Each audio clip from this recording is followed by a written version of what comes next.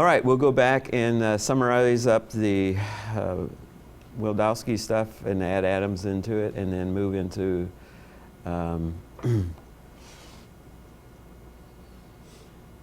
me get down here. Move into the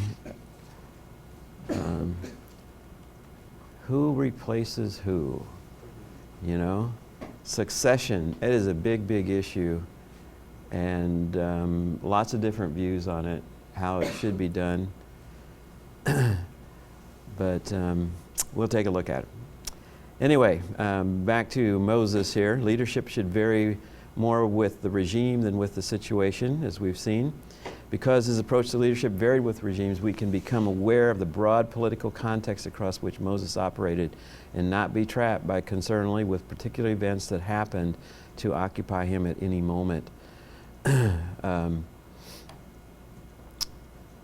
So we looked at, and I added Adams in here, we worked that around there, looking at the power that, from Adam's perspective, little units, each one of those are considered little units that get bigger and bigger as you move from bottom around counterclockwise actually to the top. And we tracked acts around there a little bit last night, and then we looked at all these things really, when you talk about how power flows, it can go all over the place. And it doesn't necessarily follow a linear from coordination to the bottom, works itself around up the top to despotic power on top. Doesn't do that. Okay, so that's Adams. You can take a look at him later on. And I like the way he divides it because it helps you to break those little power units down. It's pretty integral and pretty nuanced, so you know, if you're really getting into it, he'll be helpful for it. All right, let's move into succession now. How do we move from Moses to Joshua? What are the principles that are laid out there for us in doing that? So we want to identify the process of planning succession, and then apply the process, apply the succession plan then, and take a look at it. Interesting, Peter kind of just drops off the map there in Acts. He says he went somewhere else. And what happened when he went somewhere else, you know? What role changes took place? Who replaced him? What happened? We're not given a lot of definition there. Thankfully, we get a few more instructions from this change from Moses to Joshua. Looking at it, though, just from the nonprofits here in the United States, you can expect, you know, around 10 to 15% of every organization is changing constantly in this change here and moving from one leader to another leader, which means there's a lot of ambiguity and a lot of angst probably going on in a lot of organizations within that. And then when you get into big organizations, and I have a lot of here in the Christian side of it here, how do you know, how did Moses transfer power and leadership to Joshua?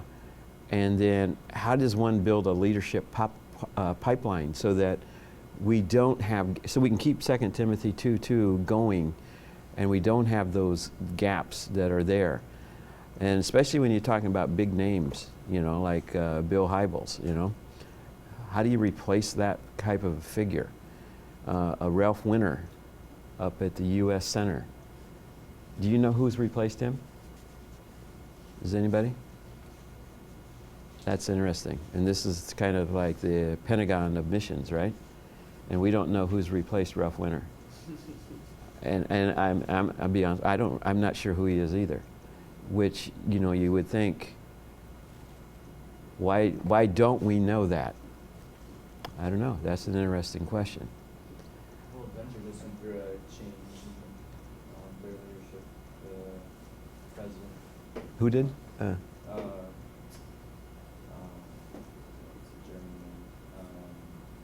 Anyway, he was replaced by the vice president. Vice president. Actually, everyone was really happy with. Yeah. Essentially, he'd been there a long time. He's on the mission field Yeah. in Venezuela. He knew the organization in and out. Yeah. So there's an internal change, and that's one of the big questions.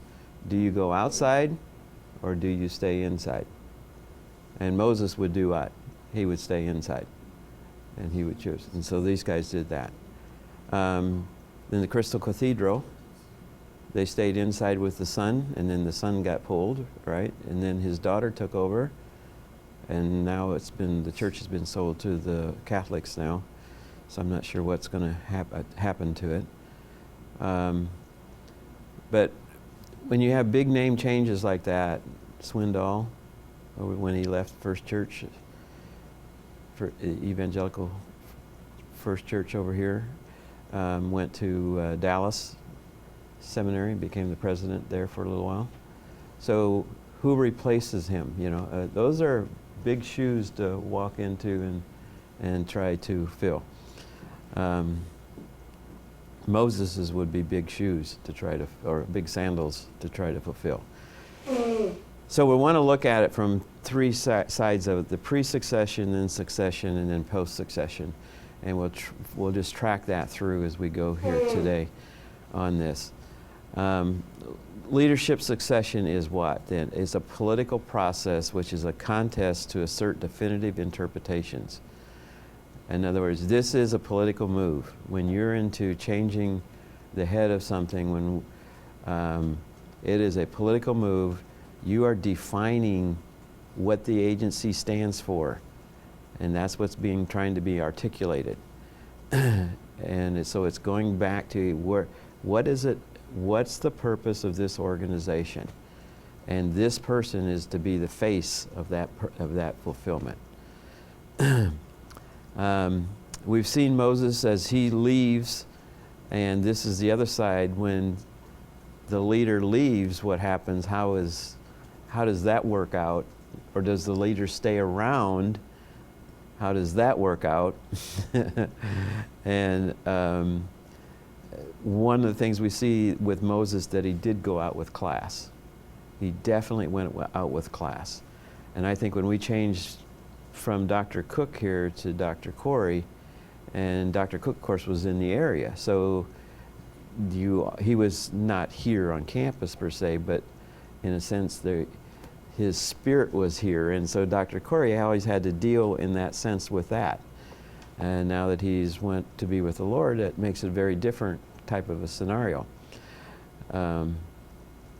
There's a church not too far from here where the former pastor was old and retired and stayed on in the church, and the new person comes in, becomes that pastor, and he's sitting there in the congregation every week. But he did it in such a way that he didn't didn't critique the sermons or what decisions were being made. He was able to just work in that church without being a liability to the new pastor's authority and so forth. Was able to do it. Not everybody can do that. But Moses goes out with class. He accepted his judgment. He leaves the book for us.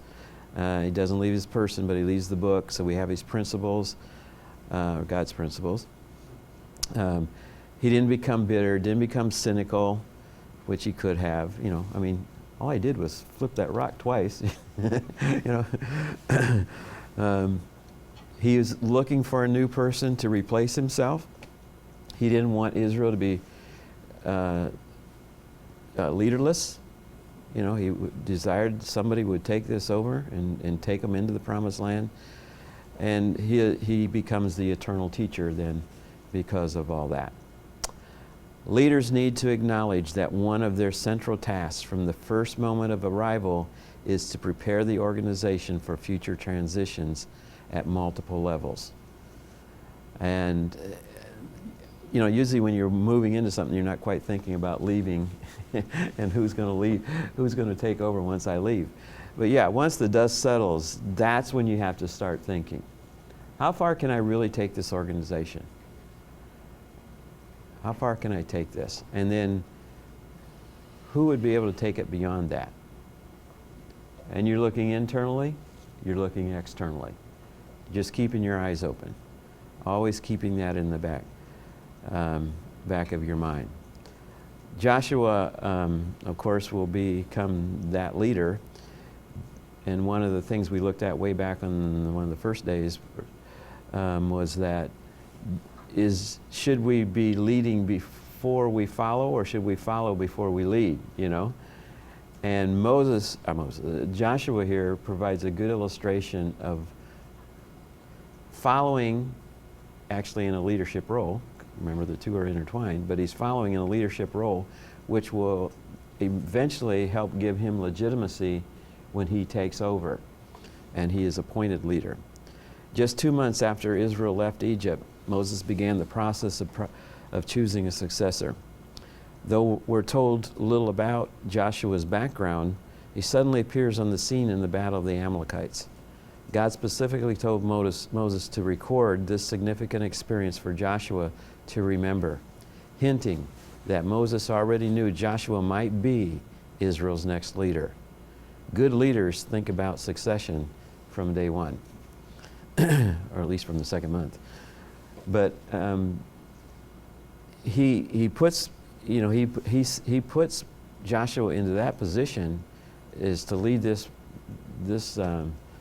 charge here in this warfare, and of course he does come out on top, and that raises your status, of course.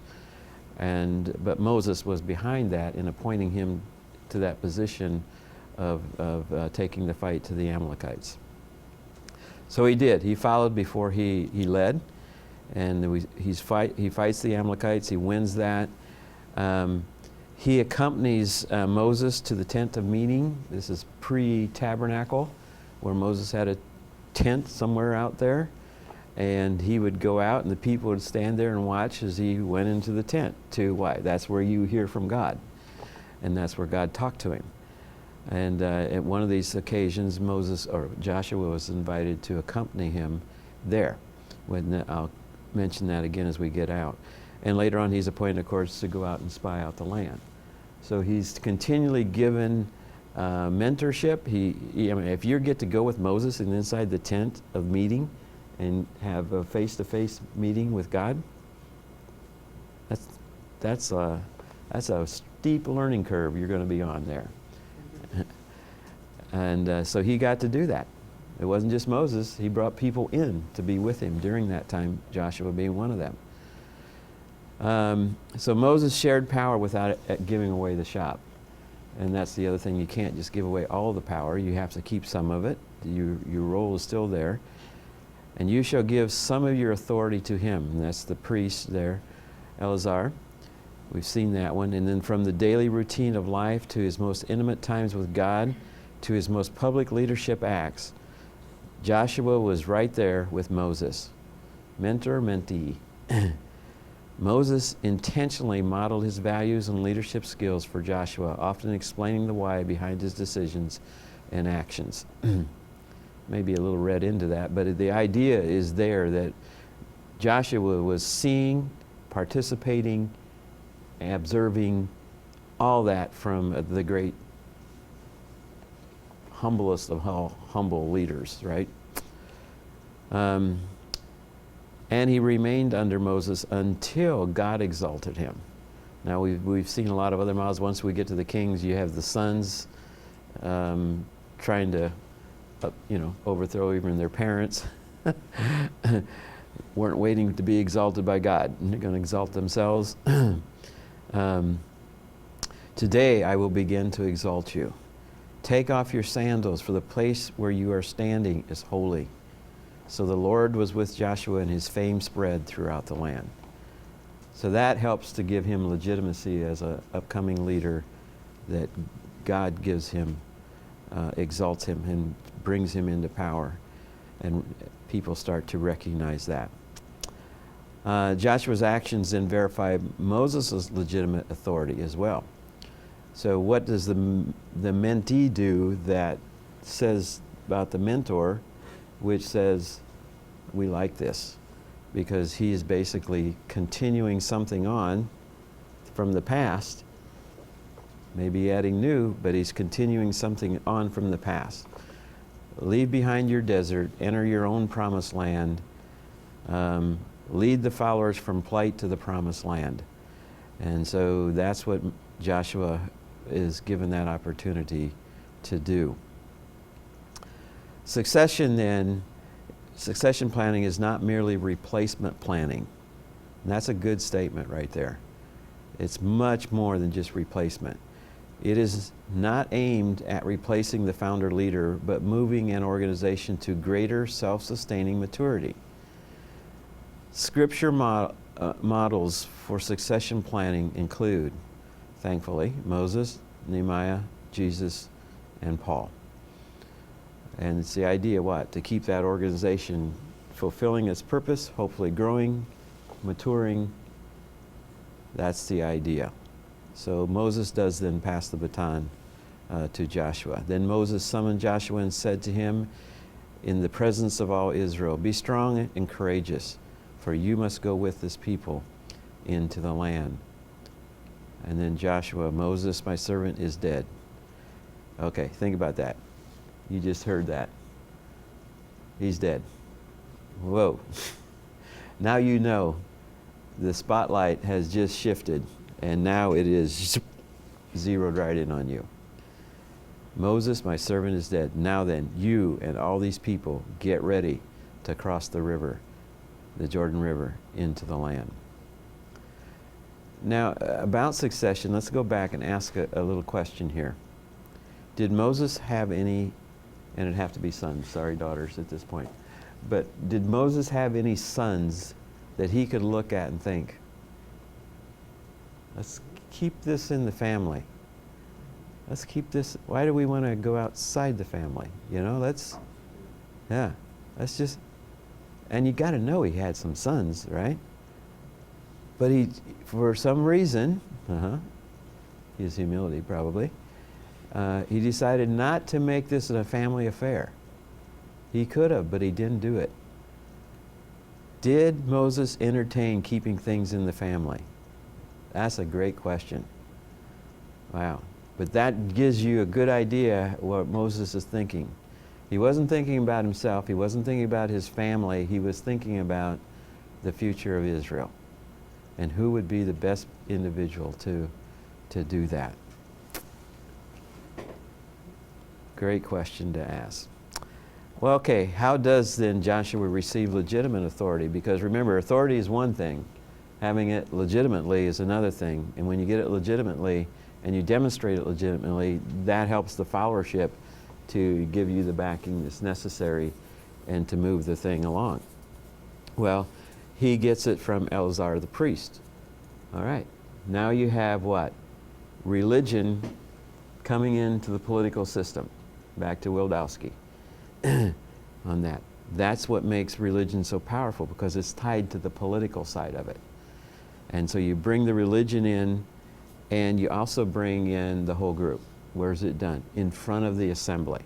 So it's witnessed. So now we have a ceremony that's going down. So now we're in the symbols from the frames there. The symbol, one of those laying on of hands.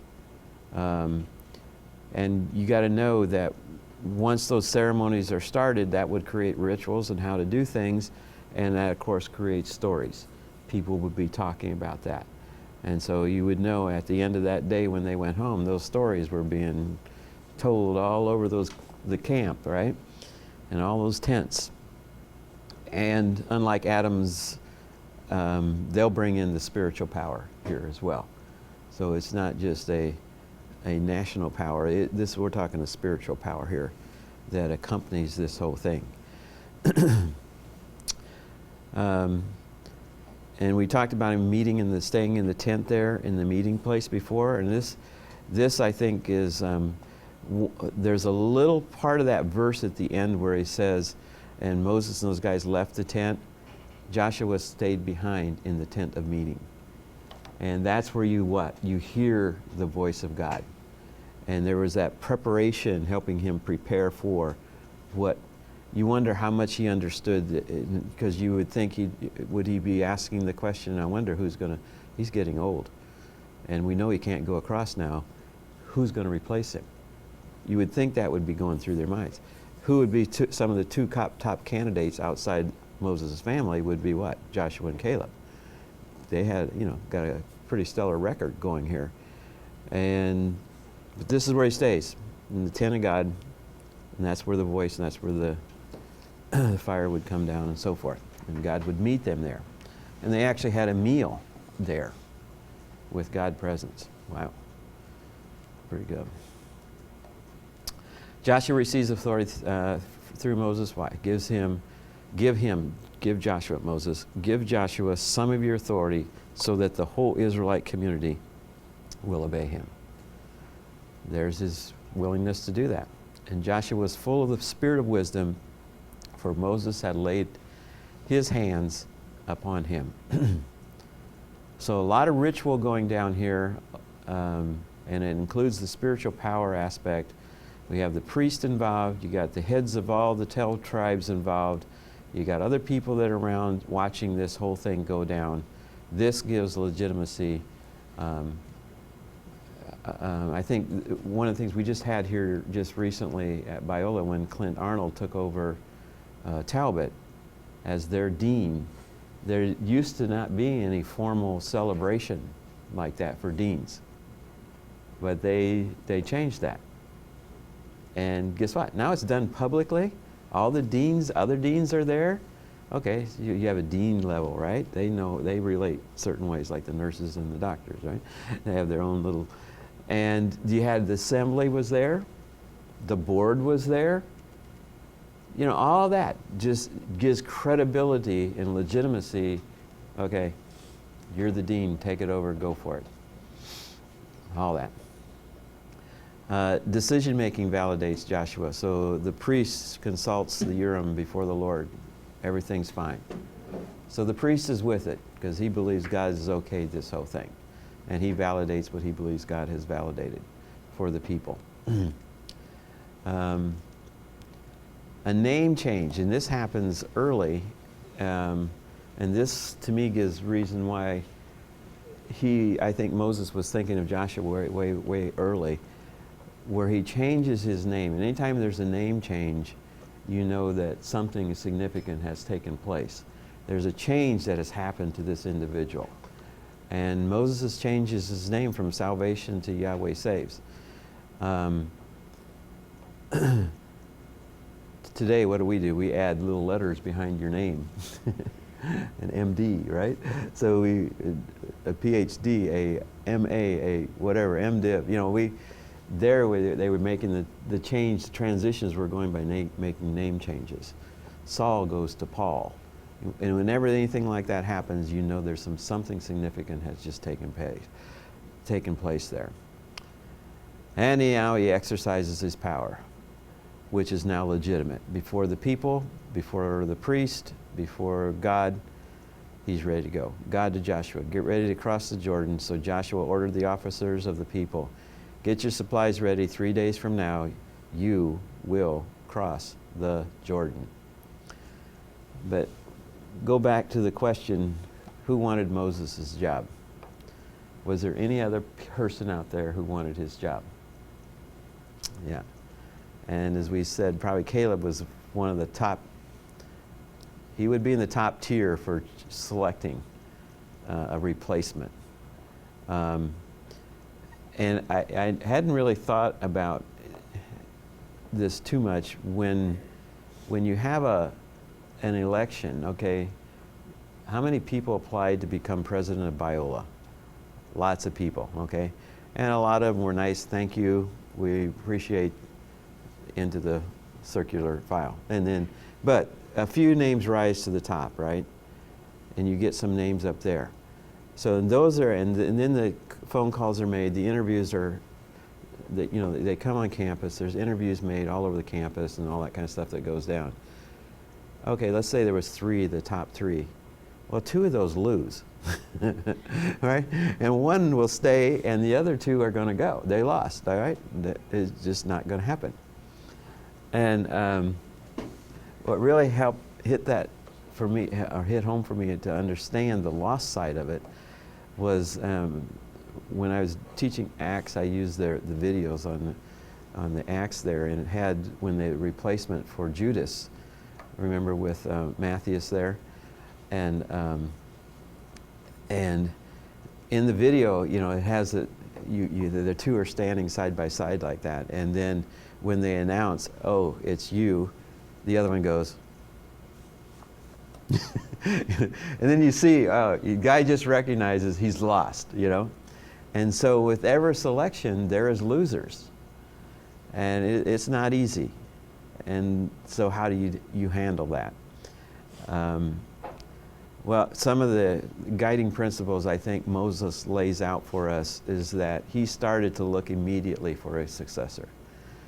And he didn't just look for one, he helped prepare that successor.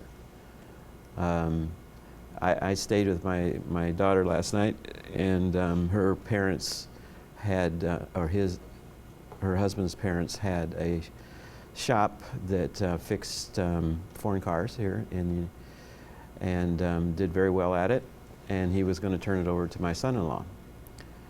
The only problem, he never prepared him to take it over. And in just a few months, you know, they couldn't handle it. He could do the mechanical part of it. He knew that very well. He'd grown up doing that. He could fix any car. But to run the whole operation, he had to have a lot more background to know how to operate the store, right? To keep everything running that way. Couldn't do it because he wasn't prepared for that end of it. Moses didn't make that mistake.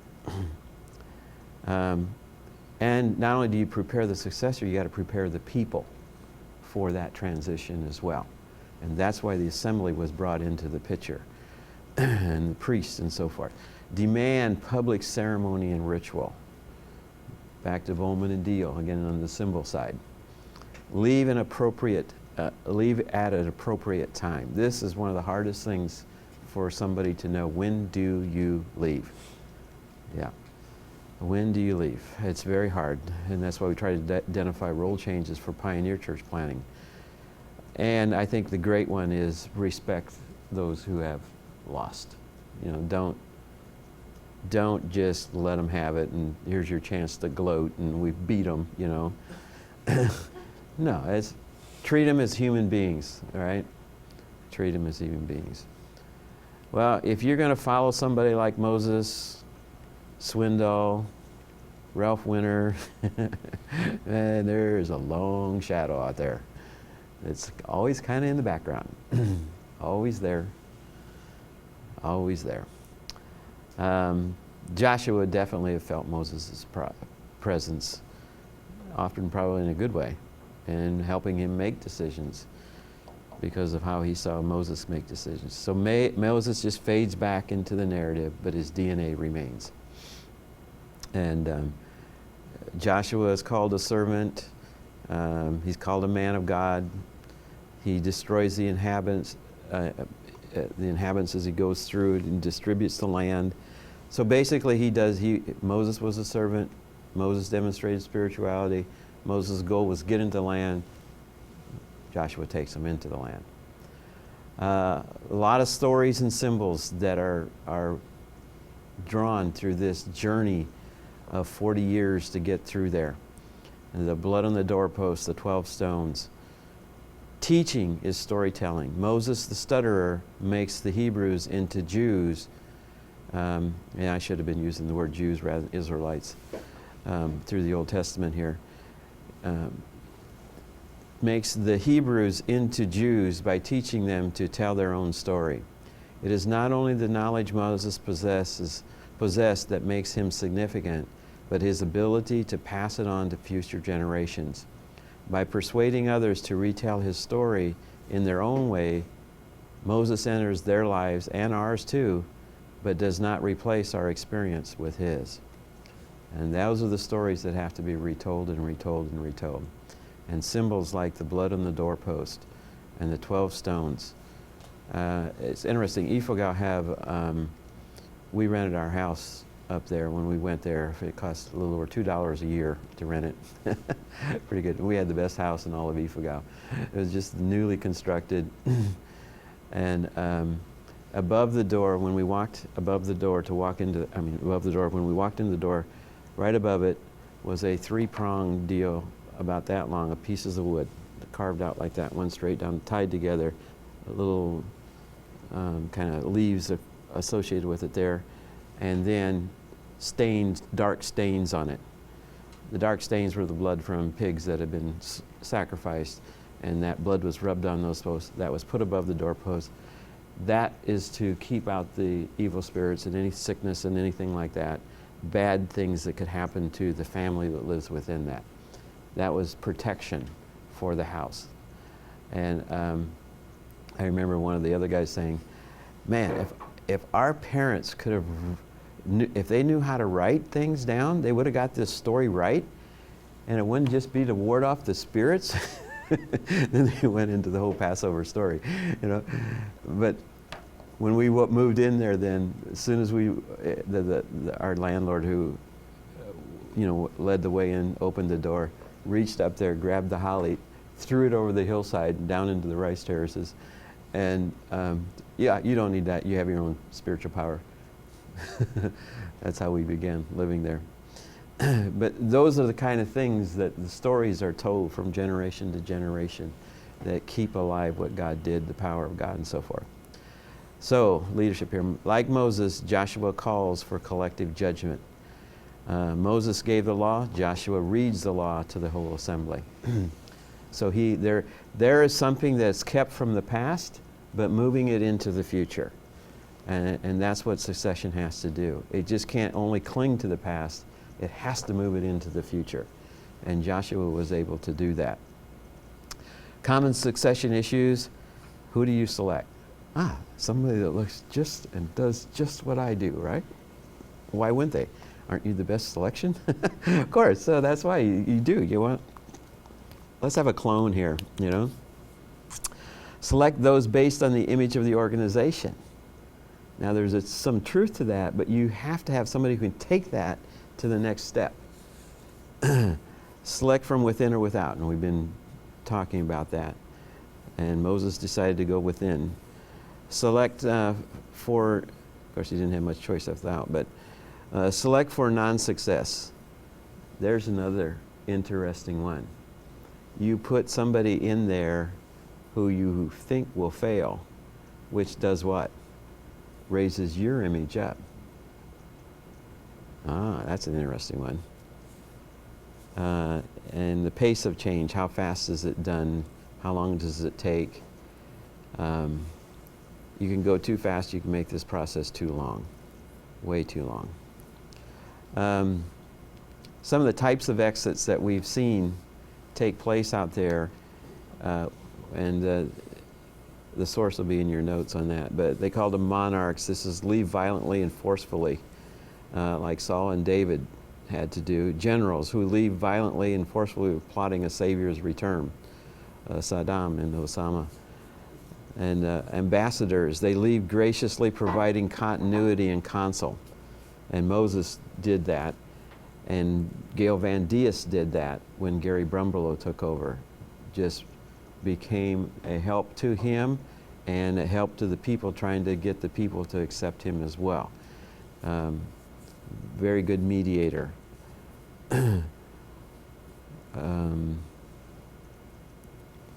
I think when we changed deans here at our school, when Dr.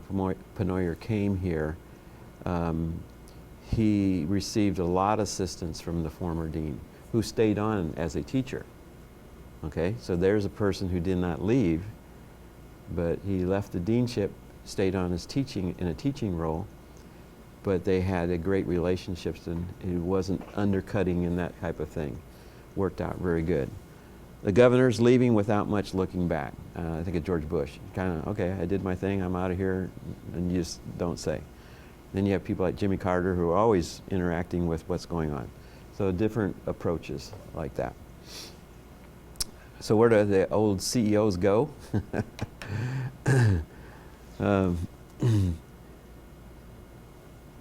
Walt Disney really didn't prepare for a successor. And the Disney world would flounder for a number of years until Eisner would come along and try to get some stability into that thing.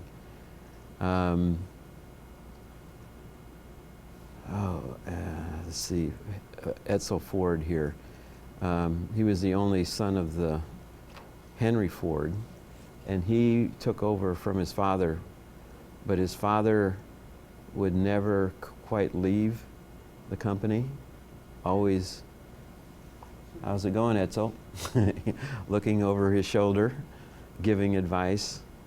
He died at around 49, 48, somewhere like that, I think before he reached his 50th birthday. And those close to him would say he died of a broken heart. Couldn't become his own person because his father's image was physically present all the time. Didn't give him any room. The guy on the bottom, I'm blanking on his name here, the guy who gave us possibility thinking, he's the pastor there in New York City, and pastor there for like 50 some years, and he decided last Sunday was my last service, but he didn't tell anybody. So everybody comes to church the next Sunday, he's not there, gone. He wanted to leave without no parties, nothing like that. I'll just disappear. Kind of like Moses just disappeared into the book, but he just kind of disappeared off the scene. And his wife made a little statement that, well, things were kind of, it was a little abrupt for some people to handle, but he just wanted to disappear off the scene and not cause a stir and let them come up with somebody else. Different approaches, how people leave. Yeah. Okay. Well, we have to have something that remains and something that builds. So you have to have some old hero stories, but you have to have new hero stories being built. Has to be there. So a little bit of the past, but taking it beyond the past. Anytime we have, that has to happen in post-succession. When change then within the frames and regimes, slavery, it's pretty slow. Anarchy can be very, very fast. Equity, yeah, depends on. And hierarchy, once again, slows down because of all the bureaucracy that you got to work through, right? Let's run through and review the Hebrew regimes now a little bit and watch this as it goes through here. It begins with slavery.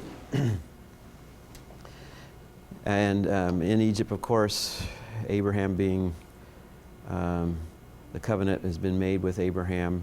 Key characters are Moses and Pharaoh. Okay, we know that one. Now we move out, we get it into the desert. Now anarchy breaks out. You get the Mosaic covenant. So we're moving on in promises from God here. And then you have the major players who are going to be in opposition to Moses and Aaron.